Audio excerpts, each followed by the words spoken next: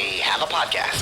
Diving deep into all things Texans, both on and off the field. Here's Sean Pendergast and Pro Football Hall of Famer, the General, John McClain. Welcome to Houtopia.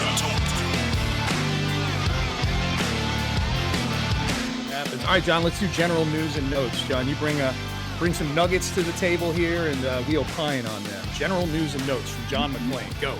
Our buddy Jimmy Shapiro from betonline.ag, he sends out odds all the time, and I look at them to see if the Texans are in any of them.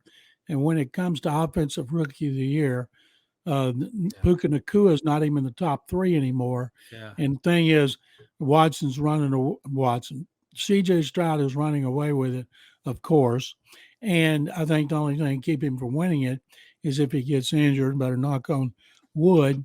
So last week, the top coaches were Dan Campbell from Detroit, Mike McDaniel from Miami, and DeMeco Ryans. Well, guess who's number two now? DeMeco Ryans. Yeah. And Mike McDaniel's lost another game. I saw things, Sean, in a national publication that I respect, and the guy picked Mike McDaniel for the coach anyway. And I'm thinking, my God, he hadn't beaten a team with a winning record. Give me Dan Campbell any day of the week at 6-2. But DeMeco is on the rise.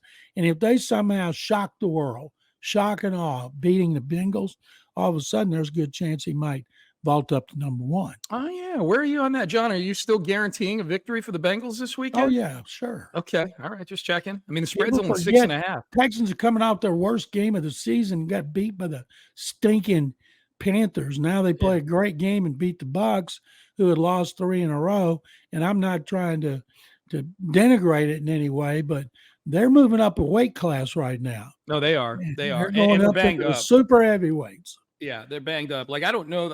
I don't know that we necessarily learned anything about the Texans in that win over the Bucs, other than that they're a pretty resilient team, and that CJ has that gene where he can go down and get you points at the end of the game. But we saw him do that against Atlanta. It's just that they left too much time for Desmond Ridder. I mean, that sounds silly to say. They left too much time for Desmond Ridder, who might be losing his job. Okay, I was just checking to make sure you were still guaranteeing a Cincinnati victory over the Texans. I'm not guaranteeing, I'm just picking. And guaranteed it earlier this year. I haven't said the word guarantee with the Texans and Bengals. I said I think they're going to beat. I believe they'll beat them. I predicted they'll beat them. All right. I've never done a guarantee on anything because I've seen too many people do it and have it blow up in their faces. Next time they're on the road against a bad team like Atlanta and Carolina, let them score a touchdown. Make sure that Stroud gets at least 46 seconds left for a chance to take him the distance. There you go. What's your next note, John? And this one, there's several involving Stroud that have just blown me away. Yeah, let's do them. Going back to 1937, there's been only 6 rookie quarterbacks throw 5 touchdown passes. Think of all the quarterbacks that have been in the NFL since 1937. Yeah. And guess which teams had 2 of them? Yeah, the Texans, Deshaun Watson and CJ Stroud. Yep. Did Watson in 17, and then, of course, Stroud on Sunday. But when I see these things go way back, it just blows me away. How many? How many did you say? 6 rookie quarterbacks since 1937 have thrown for 5. Since 1937. Who's the who? Okay, do you have all the names in front of you? No, I don't have the others. Oh, okay. I was going to try to guess the other. I was going to see if I could guess any of the other 4. Well, I'll let you guess this one. Okay. Stroud threw for 470 yards and 5 touchdowns, and without an interception. Only 2 other quarterbacks have done that. And I'll tell you the years. First one was 1962. The next one was 2014. One is in the Hall of Fame, and the other one will be in the Hall of Fame. 470 yards, 5 touchdowns without an interception. 1962, I'm going to say Y.A. Tittle. Oh, you already saw it.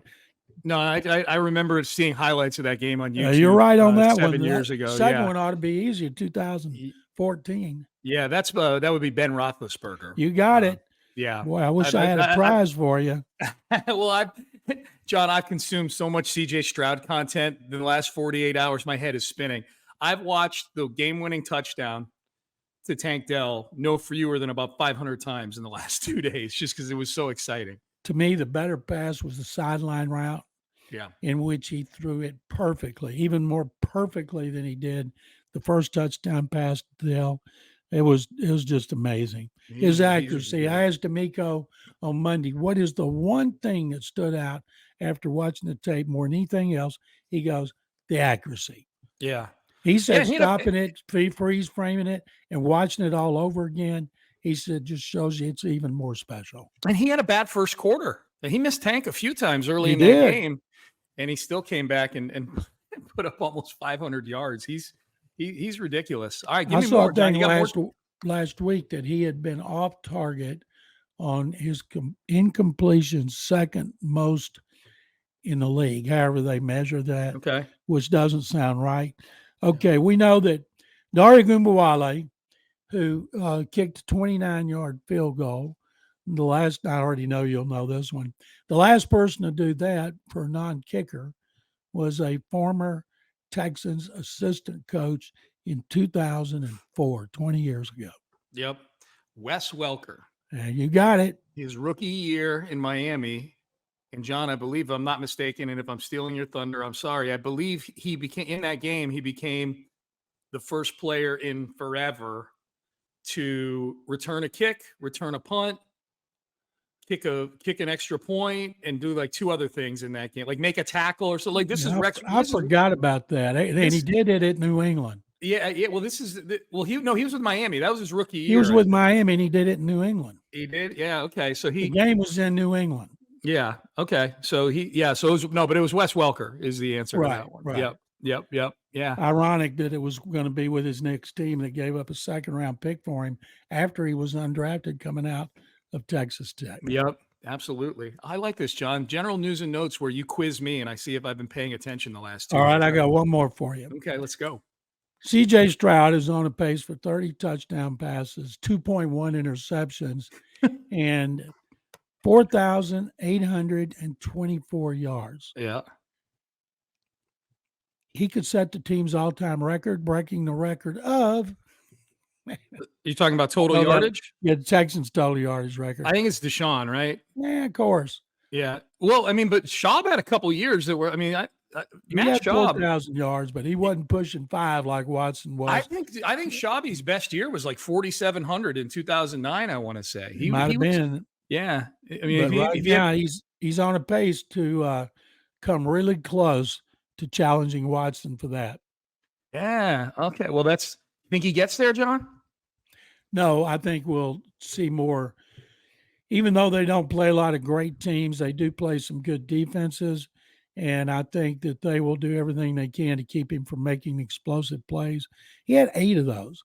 After complaining that he wanted more explosive plays, yeah. Wonder what happened if he asked for like a new Ferrari this week. They're going to give it to him. They probably should. He earned it. John, Matt Schaub, 2009, led the NFL in passing yards with 4,770. He was close. He was close, but you know what the thing was, John? That was on the Texans team in 2009 that went 9-7 but didn't make the playoffs. So it's not one of the more memorable Texans teams. But he was great that year. He and Andre Johnson were right up there with Peyton Manning and Reggie Wayne. Absolutely. So you got anything else, John? Oh, I got a million of them if you want this to keep going on. Okay, do one more. Then we'll do the mailbag. The Texans had 496 yards in this game. Those are most since 2019 when they made the playoffs for the last time. And what makes it interesting is that the running game is awful. They had no running game. So you can't win consistently and run the ball as bad as the Texans do. But still, I think that was pretty impressive. They were able to pull that off. And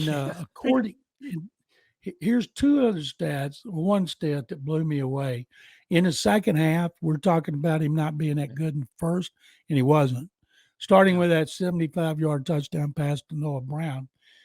In the second half, he was 15 of 19 for 313 yards, 4 touchdowns, and perfect 158.3 rating.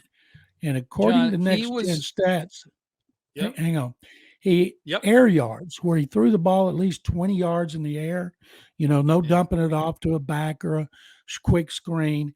He was 6 of 8 for 199 yards and 3 touchdowns. Yeah.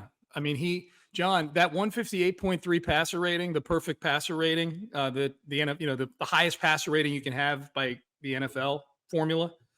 He was perfect on first down in this game.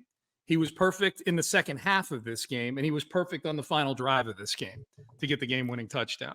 I mean, I like first down, throw the ball on first down more. 16 and 19 for, I don't know, like 200 yards, some ridiculous number. So, well, good. General news and notes, John. Great job. You ready? Thanks for watching. If you enjoyed this video, please don't forget to give it a thumbs up and subscribe to our channel for more content like this. If you want to see more of our videos, be sure to check out our playlist and let us know what you think in the comments below. Also, don't forget to follow us on social media to stay up to date on our latest updates. Links are in the description. Thanks again for watching, and we'll see you in the next video.